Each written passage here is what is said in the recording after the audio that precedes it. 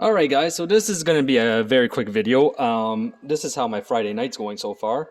So I got called in onto a F250 Super Duty. Now the issue with this one is that there was misfires on cylinders 2, 4, and 5. Now I had already diagnosed this engine to having a seized engine. Now I did this about a month ago, and they didn't really take what I said seriously. So what I believe happened is that they took and they unseized the engine.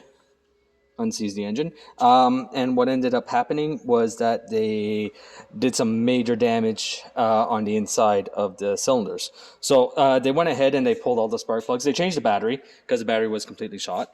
They pulled the spark plugs. There were some broken spark plugs, and what ended up happening after that, they replaced them all. And I'm going to show you guys where I am right now. So basically what I did was that I pulled cylinders, which one was it?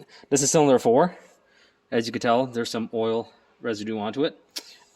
This one was cylinder 2. A little bit worse. These plugs are brand new. There's no mileage at all onto them, and look how burnt they are. Then cylinder, this one was cylinder 4. No, cylinder 3, sorry. This is cylinder 3, even worse. Cylinder 5 actually doesn't look that bad, but the only reason that it doesn't look that bad is because it's not firing. But there's oil all over the top of it also.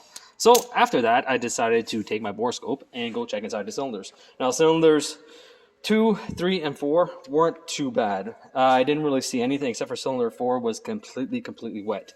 But now cylinder 5, I'm going to try to give you guys a view of this without the glare.